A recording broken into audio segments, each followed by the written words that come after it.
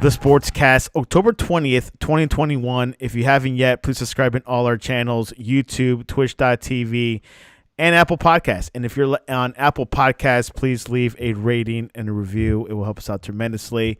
And visit our website, thesportscast.net, thesportscast.net, or download our app, The Sportscast for iOS. And our Twitter, go look at us there at The Sportscast 1. Manchester United coming from behind. Around halftime, they were down 2-0 against Atalanta. Everyone was calling Ole Solskjaer to get fired, which has been rumbling this past couple of days and weeks. But Ronaldo saved the day, winning 3-2. And joining us all the way from the West Coast, Francisco Flores. Welcome back to the Sportscast. How's it going, Santiago? Thanks for having me. It's good to be back and talking some Champions League like always. And Ronaldo game winner. What couldn't be better than that? You can't beat it, Ronaldo. You're very familiar with from Ronaldo, the greatest of all time, coming through. Ole, obviously, down the dumps, but after being down 0-2, I thought it was over. But what were your thoughts over this match? Yeah, I thought they went down way too easily. There was no pressure at all from Manchester United, no urgency of any kind to do anything. They let Atalanta just walk all over them in that first half. Probably one of the worst halves I've seen from them this season since Ronaldo has arrived. If I was Ronaldo, who's probably doing all the speeches and everything at halftime, he probably yelled at him so hard and told him, "What are you guys doing?" Ole Gunnar just sitting in the back, crossing his arms like, "Oh man, this is going to be my last job." And thankful for him, for Ole Gunnar, if I was Man United, I would have already got rid of him. But thankfully for him, Ronaldo saved his job once again. It's always happened with Ole Gunnar. He's like on the verge of getting fired, and then out of nowhere, here comes Ronaldo to the rescue. I think it's been twice now that he's done this, saved his career. Because they were probably not going to get rid of him. He could probably lose 10 games in a row, and he isn't going to get fired. I think Man, you are pretty adamant about the whole we made a lot of not mistakes, but there was a lot of transfers and a lot of spending of money, and the results haven't been showed for it as in trophies and wins and whatnot. And so I think because of that, they're going to hold on to Ole Gunnar until the end of the season, no matter good or bad what happens. In the off summer, I think that would be their best case scenario to find a new manager. I don't think it's worth it to do it now once it started, even though the people at the stadium were chanting Ole Gunnar out at halftime. But that's just how people are going to feel. 2-0, obviously you're going to be very emotional being down 2-0 at home. Nobody wants that. So I could understand it from that perspective, but you never know what could happen, and that's what this game showed, that you can't let your guard down, and you got to let the fans lift you and support you, and hopefully that's what the glass half full Man United fans were yelling to those fans that were saying Ole Gunnar out, because it's a halftime. You can't be doing that at halftime. At least wait until after the game till the result. 2-0, it does suck, but I think it was a little uncalled for, I would say, from the Man U fans to do that. I think they should have just waited till after the game. But good game from Ronaldo. Maguire, he redeemed himself for that terrible defending that he did in the first half, and Rashford getting that goal to put them back into the game. So well done. Well, good comeback. I enjoyed it. That was I was watching Golosso's show, and then I switched it back to Man U game after the first goal. I was like, oh, I feel something. I feel like it's coming back. So I watched the rest of it. But yeah, I liked it. I liked the performances from Ronaldo, and even at the end when he was defending, I like that about him a lot. He doesn't give up, and Ronaldo. What more can I say? United now is in the top of Group F with 6 points. Atalanta dropping to second, and these sides meet again in 2 weeks in Italy. Before that, United have another big game against rivals Liverpool on Sunday in the Premier League, which Francisco will predict at the end of the show. And Atalanta face Udinese in Serie A. So these two teams will face again in 2 weeks in Italy. Do you think things will be different then? Different game or Um, similar? I think it'll be a different game from Man United's perspective. There's no way they can go into the game like they did in the first half. They can't go into the second game doing that. And Atalanta just I feel like they had a pretty good chance, and with a 2-0 lead, I thought they were going to do it, but it looked kind of just weak legs, and the players just have been playing a lot of consistent minutes, the same 11, and Man United has a pretty stacked bench. They have a pretty good rotation of players, even in their box to box midfielders and whatnot. Like the substitutions, I feel like that's what ended up being the key for Man United in the end. But yeah, they I think should, or they have to play a different game, because if not, it's gonna look bad again, and Ole Gunnar's gonna be on the verge of getting fired again. Look, Garner. Yeah, so far so good for Man United. Of course, I agree with Francisco. Wait till the end of the season. Look at the results. Of course, I think Ole needs to win something, a FA Cup or win a Champions League or the league, because they got to share results. They're spending. They got Ronaldo. There's no excuses not to win a trophy. Uh, FC Barcelona defeated Dynamo Kiev, securing their first win of the Champions League campaign, beating Kiev 1-0. Gerald Piqué, Francisco's man, scored the only goal of the game in the first half as he powered a volley past Georgi Bushkan from close range after launching onto Jordi Alba's cross. Neither team threatened the goal in the second half, allowing Barca to close out a vital victory to ease the pressure on Ronald Koeman. Hey, Barcelona got their first win. Yep, I'm not excited at all about the win or the PK goal. Actually, I think PK is their second top scorer, I think, of the season so far. So well done Wow. to him for that. He should keep it up. Keep his goal scoring record. I love it when your center back is your top goal scorer. That's just the best. What's wrong with this Um, Barcelona team? a lot of things. A lot of things. Starting with a manager that wants his style of play to work so bad, but Barcelona have been set up as a team to play a certain way for a really long time, and that way is to play around Messi. And since they don't have a player like that, everything is just falling apart. So I think it starts with the manager. For me, Koeman is not the right fit. He's a club legend, yeah, but I think as far as the how he sets up his team, he's going to lead a lot of different players, or at least the players, to get out of that mindset of this is the tiki taka Barcelona from the day, because that's what most of these guys have known, for since they've been at the club. So I think that is what's failing them. That they don't have a coach that is coaching them for their needs and the type of team that they have. So Coleman needs to adapt to the team that he has, and if you can't do that, then bye Coleman. Got to get someone else. But he coached for That's how I Everton. see How it. can you say that? Exactly. Well, he doesn't have any. He is when you look at his playing career. Oh, he's got tons of. He won a bunch of trophies and whatnot. But when you look at his manager career, there's nothing there. There's nothing there. Not even a good record, like with the teams that he's been at. Like, Should he take the at Newcastle least job? in the top level, I think at PSV he did pretty well. Or, but that's the Dutch league. Anybody could go and coach there. Even you, Francisco. Um, yeah. But yeah, I think there's a lot of things to fix with this Barcelona team, and yeah, one win will get your fans on the good side, but I think they have a lot of things to work on before they even can think about moving out of the group stage. I don't think they're going to make it out of the group stage. As I said before, first win of the UCL journey. They're at third place in their group, behind Benfica and Bayern Munich. So definitely doesn't look too promising.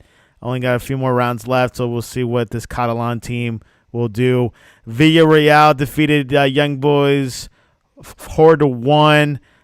Goals by Pino Moreno. Two goals by Moreno and a goal by Elia.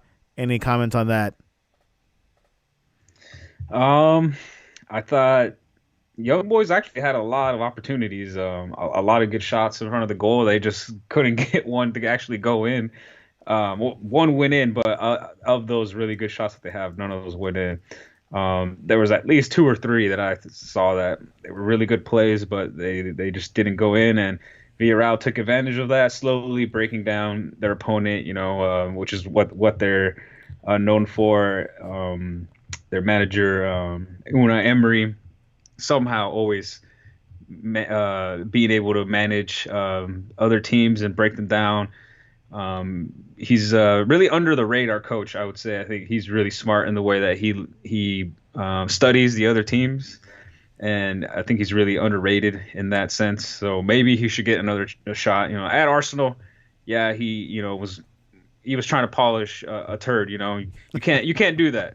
It's still going to be a turd in the end. So I think he deserves another chance, because if he's doing winning games, not specifically against Young Boys, but we have seen him, beat Man United, beat other teams in other leagues, and I think he should get another shot for that. And he's been able to get this Yellow Submarine team going, and I like it. I like the way that they're playing. Which he's rumored to go to Newcastle as well. Everyone's rumored to go. Ronaldo, Messi, Mbappe, Holland, and Unai Emery, Coleman. Who else? Manager? Oh, Conte. Francisco Flores. Yeah, I'm available. Hey, hit me up, Newcastle. I'll take it. Anyways, Salzburg versus Wolfsburg. Salzburg beat Wolfsburg 3-1. Salzburg run continues in the season's Champions League. It was the Noah Okafor show. He had about 2 goals in the show in the second half, with 2 goals to prove to be the difference maker in the home side. Yeah, good win by Salzburg. Easy win. Any thoughts on that? Salzburg, yeah, they've been slowly, cruising under the radar. I think they're just their ability to play hard, even though they've lost some really good players to other teams. I think they've been able to reinforce their team, and yeah, I think they're going to do well, and I have no problem with saying that they're going to make it to the next round. Round 16, they're in first place. The surprise team. First place in Group G, then Sevilla, then Lille and Wolfsburg. And speaking about Lille and Sevilla, they tied 0-0. Nothing going on there. The closest efforts were by Mir and Sousa, but they couldn't quite get the ball in the net, Francisco. Yep, 0-0 match, boring.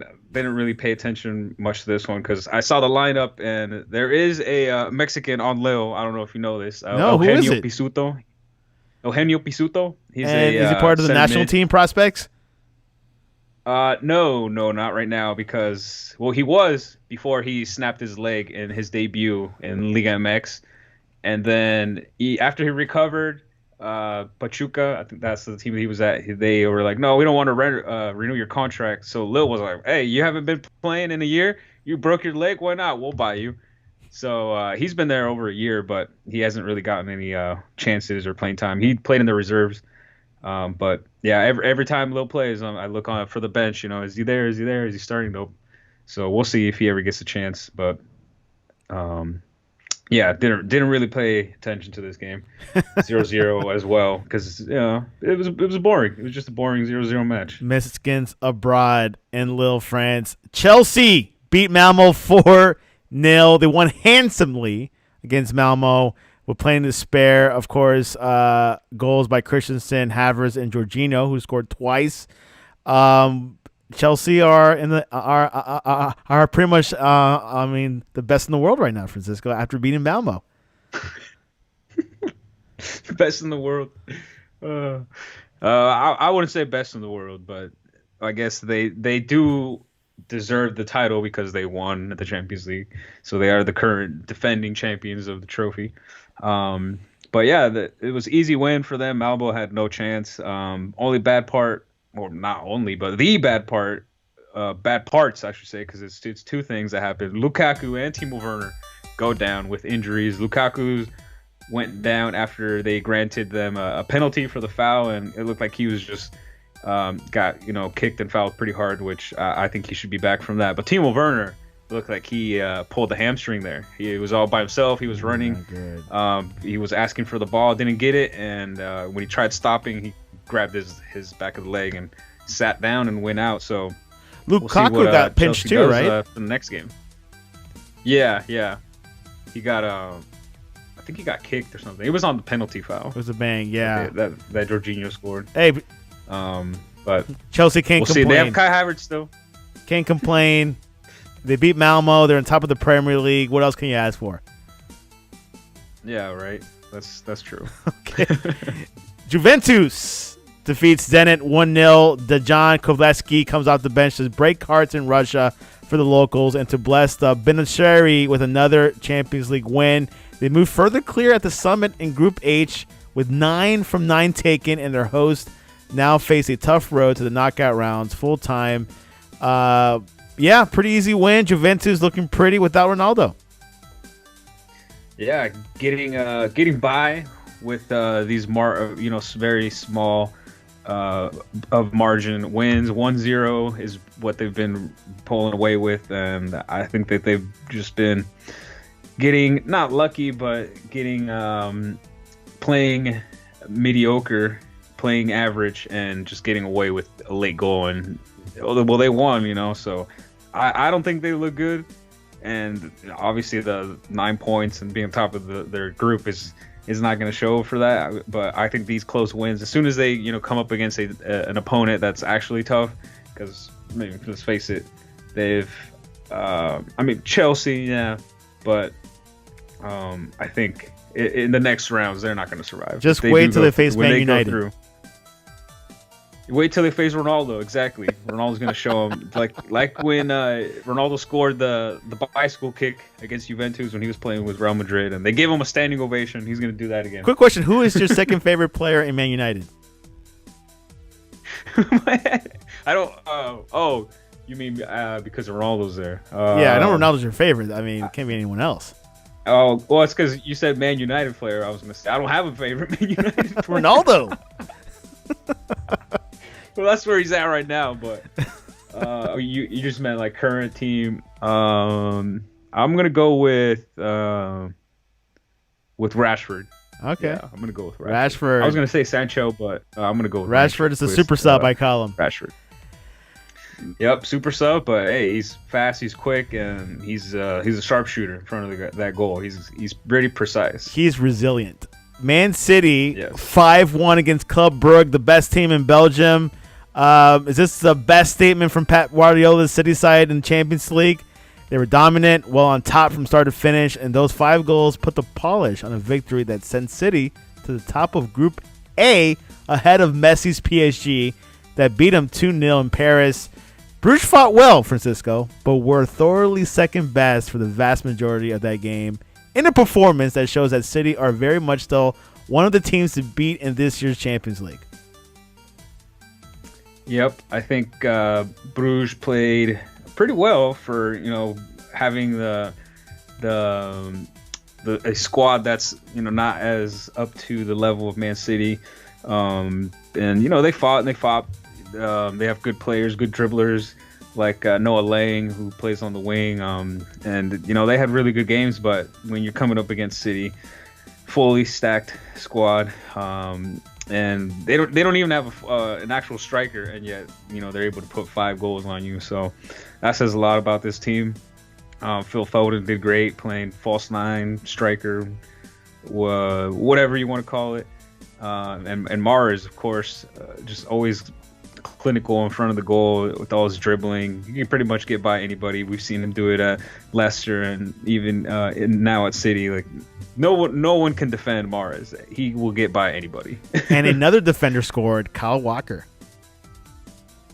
Kyle Walker, yep, and both of the fullbacks were just doing Cancelo and Walker. I think they were attacking more than Phil Foden. They were making runs from deep and just smoking the Bruges defense. João Cancelo was looking like a forward when he scored that goal. I was like, damn, he did that to those guys. Like that's embarrassing. Let's go PSG. Messi beating Leipzig 3-2. Mbappe scored. Messi scored 2 goals. RB Leipzig, Andre Silva, and Mulele scored. Hey, we got the Mbappe Messi scoring pattern coming along. Yeah, but don't get used to it because it's going to be the Mbappe and Benzema show here pretty soon. Ooh, you're calling it already. Don't be getting used to this Mbappe Messi, okay? It's not going to stay around for very long. No, I give full credit to Mbappe for that win, even though Messi scored both goals. And I love that Mbappe took away or didn't let Messi take the penalty for the hat trick and then missed it. That was the best thing he could have done. Because I think Ronaldo and Messi are tied right now for the most hat tricks in Champions League. Of course. Yeah, I think they're tied. So if Messi would have scored that one, he would have been on top by 1 hat trick. So I love Mbappe now more for that. Thank you for taking the penalty away from Messi and then missing it to just give him the ultimate middle finger to his face. Well, Atletico. PSG, of course, had a tremendous win. They're at first place. Then Man City, then Club Brugge, and Leipzig. Doesn't matter with the seeding, who's first or second. I don't think so. Yeah. Okay. No, it doesn't matter. All right. The game of the week, I thought, but it was ugly. Liverpool edged it out with Atletico Madrid 3-2. Liverpool maintained their 100% record in Group B after defeating Atletico Madrid 3-2 in the Champions League clash at the Wanda Metropolitano.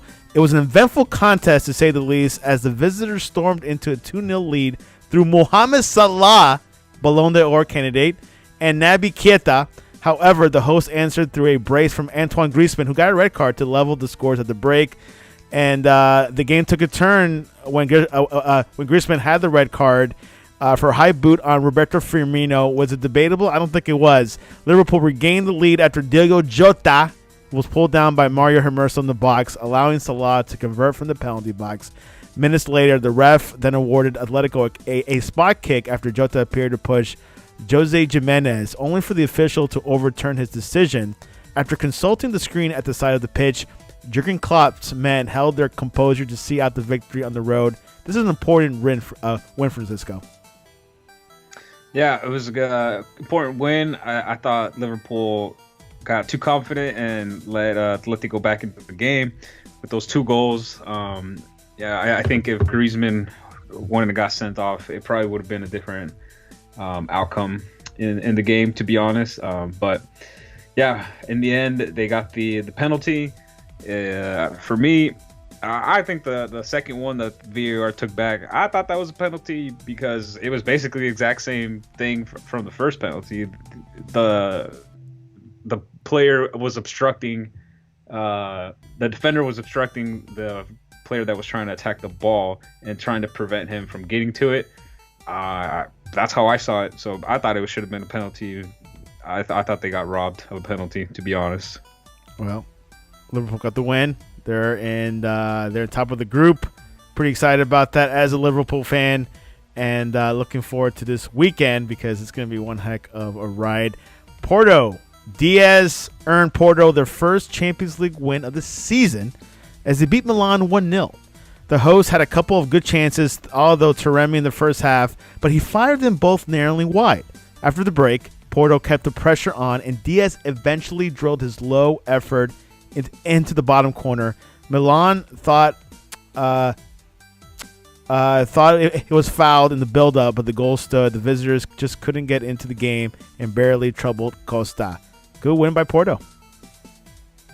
Yep, good win for Porto. It was a must-win game for both of these sides. Basically, it's going to be super hard to qualify now for Milan. They can still do it, but they're going to have to win every single game from here on out for sure now. So the no dropping points, no ties. They need to win every single game to even have a chance.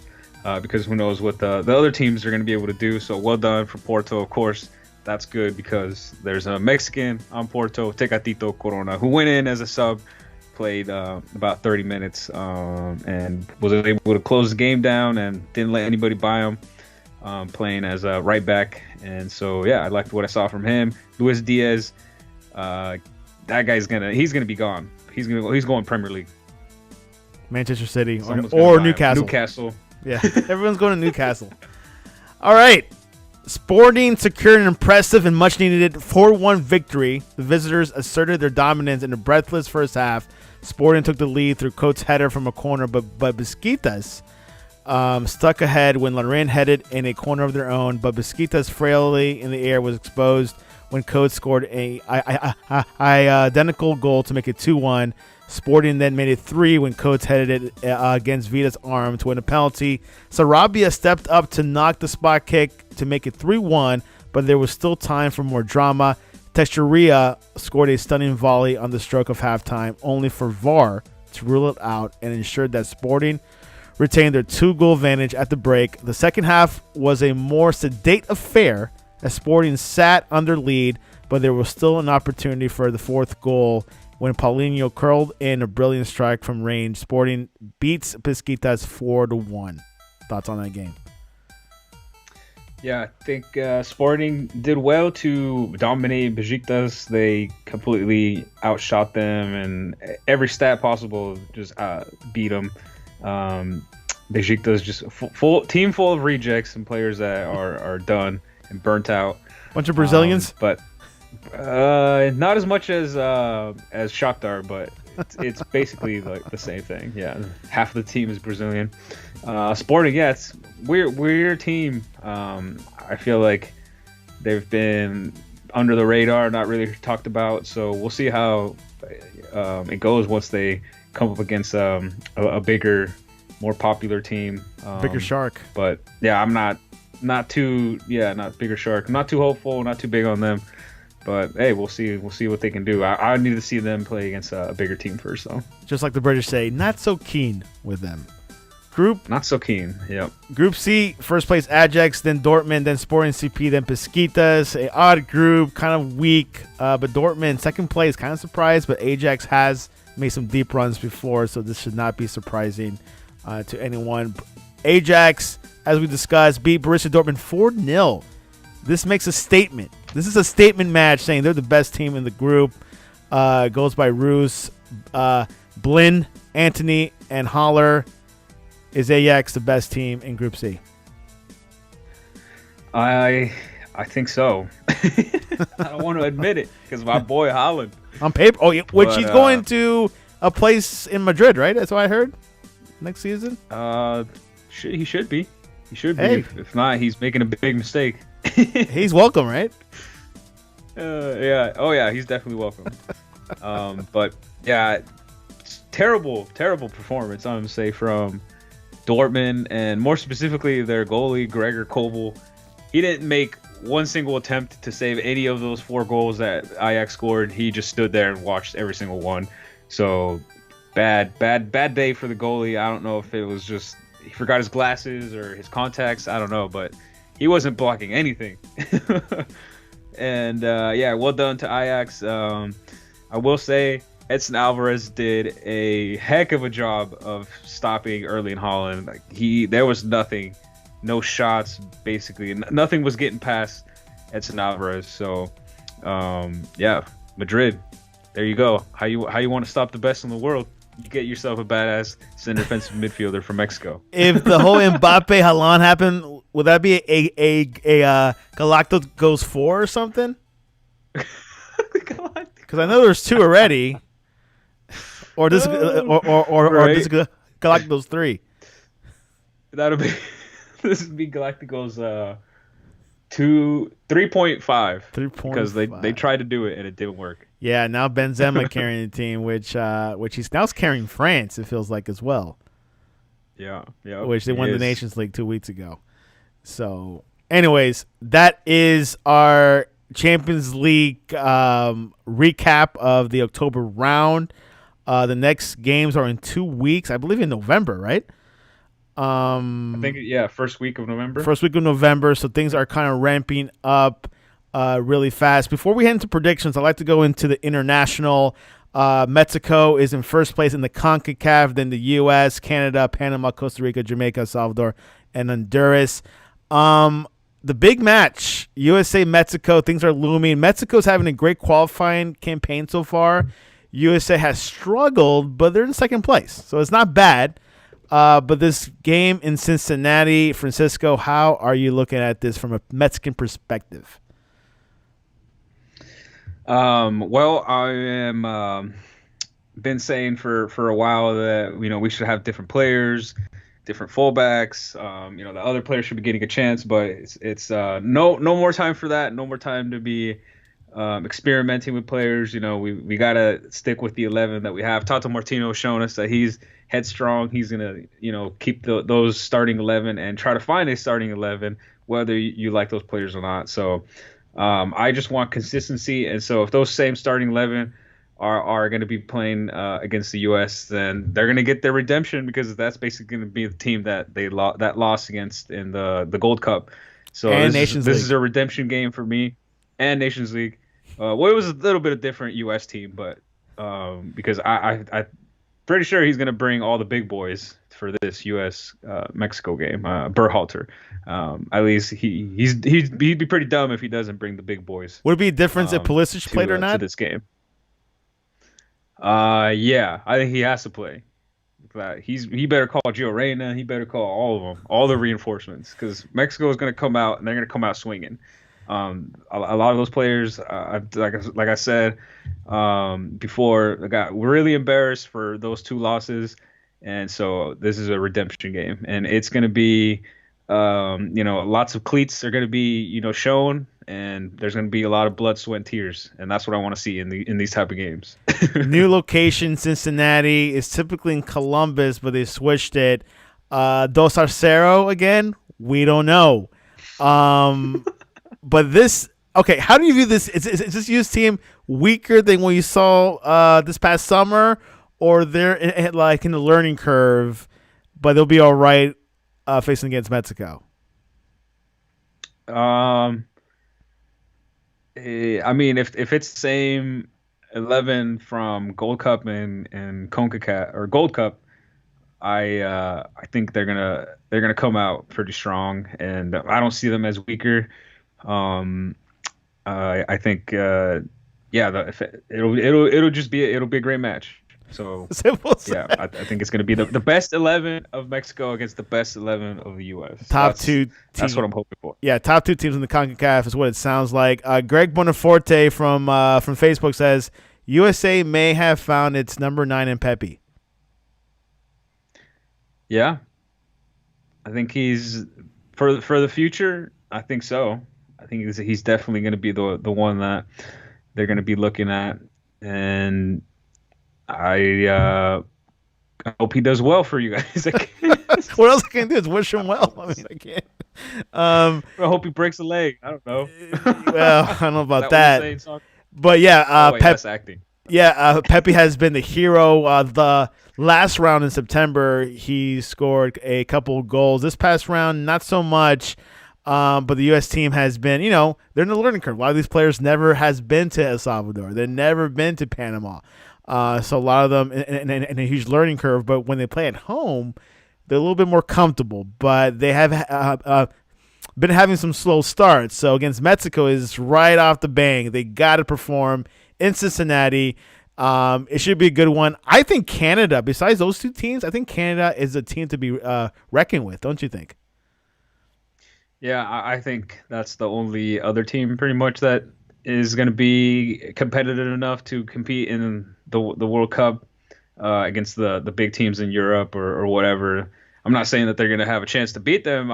That's probably the best representation of CONCACAF to represent the nation. Which Because they tied against every other, Mexico in Mexico. yeah, that is true. They did do that. I mean, other than that, I don't think there's any. Costa Rica, maybe, No, but I think Panama is yeah, the I don't fourth know. best team for sure. I think they're a good team. Not as strong as 4 years ago, but I do think Panama is will probably make that playoff against, I guess, the Como Bowl team or an Asian team. I'm not sure who exactly they face. Yeah. So, but definitely CONCACAF looking good. Like we were talking about the show, the USA can do much mistakes. I don't. Yes, they can do much mistakes, but I don't think like they need to worry about it. I think the tough games are behind them, and I think with his learning curve, what they did so far, so good. But the Mexico game at home, at worst, a tie, I would say it's good, but they got to win. But probably same for Mexico. We'll see how Yeah. much of a fan Yeah, I base will would be in say, Cincinnati. it's gonna be all green. Don't worry about that. It's gonna be all Mexico. Okay, it's gonna be another home game for Mexico. It I, doesn't matter where they go in the country. They should do it like Kentucky or like Mississippi. Then maybe there might be a or different turnaround. yeah, or like Iowa or something. Somewhere in the middle of Iowa, there you nowhere. go. But like they can't have this game in Austin. Forget it. Or they can't have it anywhere in No, Texas or in no, California nowhere close to the border. or even like Atlanta. They can't have it in Atlanta either. Nope, not even in Atlanta. Which they broke Nope, a there's a record. lot. They broke a Right. record with like the crowd. Greg says USA is a top team that could definitely compete with Mexico for sure. They got a lot of players in Europe, and it definitely is a big rivalry there. So the game is on November 12th, so we got a few more weeks left. Looking forward to it. I think the ratings will be pretty high on both Spanish and English channels, so definitely looking forward to that and see what happens. Predictions for this weekend. We got two big Clásicos. Let's go for the first English one. Liverpool at Man United. Francisco, who do you got for that match? Um, well, I think it's gonna be both teams are gonna score. Man, Liverpool probably go up first, and it'll be due to a Man United defensive mistake because that's what they've always been doing. It'll go 1-1 at halftime, and I'm gonna say it's gonna be a late winner from your boy, my boy, Ronaldo, CR7. He's gonna get the job done again, Champions League style. He's gonna go to the knees, and everybody's just gonna love it. He's gonna slide on his knees and celebrate it like it's like if it was a Champions League goal. So I'm gonna say Man U 2-1. 2-1 Man United. I bet Ronaldo has played a few against Liverpool already. I think a couple of times because I know he played 4 to 6 seasons with Man United, so he definitely has a taste of that already. Then in Spain, the classic, maybe the number one rivalry game in the world. Real Madrid visits Barcelona and Camp Nou. A different game this time around. It's a little bit weaker sides, not heavyweights, I would say. But what's going to happen in Camp Nou between Madrid and Barcelona? Well, with how Barcelona has been playing this season, I think it's only going to turn out one way, which is Madrid. It's about time Madrid goes into the Camp Nou and spanks some booty and slaps Barcelona around like they should have been doing when Messi was there, but we're never able to. For But some reason. it's gonna. There was one or two games, but Ronaldo was in those games. But ever since Ronaldo has left, we haven't got to really live up to that dream, and so that's what I'm predicting that it's finally gonna go down at Camp Nou. It no, I mean it's Camp Nou is gonna go down 3-0 Real Wow. Madrid with the win, and I'm gonna say Vinicius gets one, Benzema gets one, and Casemiro gets one off of a corner kick. Wow. That's a I'm feeling it, bold my boy. prediction. And I mean, I could believe you if the game was played in Madrid, but you're doing Barcelona. You're going all the way. By the way, Ansu Yep. Fati got a contract extension till 2027, if that means anything to you. Um, I hope that he does well and scores a couple of goals. 1 billion release clause now, 1.19 billion, I think. So he can't leave to Newcastle. Um, so he's definitely not going to Newcastle unless those Saudis bust out that oil money from their accounts. And also, Gregorio reminded me there is a Italian derby this weekend: Inter versus Juventus. Would you like to predict that one, Oh, Francisco? I'm gonna say Juve are gonna lose, and they're gonna finally, come back to reality and realize that they're not as good as they thought they are. They're just getting by with these 1-0 wins. So Inter is gonna pull away with the win there. Inzaghi, the new manager, and we'll see. A goal from Dzeko. Ooh, I'm gonna say goal from Dzeko. 1-0, right? That's it. I don't know if 1-0, but I know Inter will win for sure. 2-1. I'm gonna say 2-1 Gregorio Benforte on says that he one. loves you. So you just gained a fan. Thank you, Gregorio. I've never met you before, but add me on Twitter at Francisco BCP. VCV, check him out. So there you have it. Big prediction. Big games this weekend in soccer. Francisco, what is the? Well, you just mentioned it. Is there another way, or is it just Twitter? Yeah, Twitter is the best way to reach me at Francisco BCP. Message me, send me hate mail, whatever you want. Talks Barcelona fans, whoever. I welcome everybody. I don't discriminate against whoever. Like I will respond back to everybody. All right, I'm just waiting here. I'm a keyboard warrior. I'm waiting for somebody to go out so I can go off on them. All right.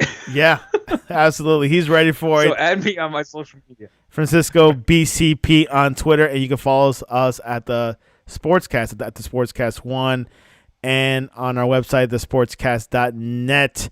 Tomorrow we got Victor Rocho in the batter box getting ready to see what happens this weekend. Deshaun Watson might be coming to Miami, so we'll definitely keep our eyes peeled, see what happens in that trade. Anyways, any closing words, Francisco, before we head off into the sunset? A la Madrid. A la Madrid. God bless, Nada and más. never walk alone.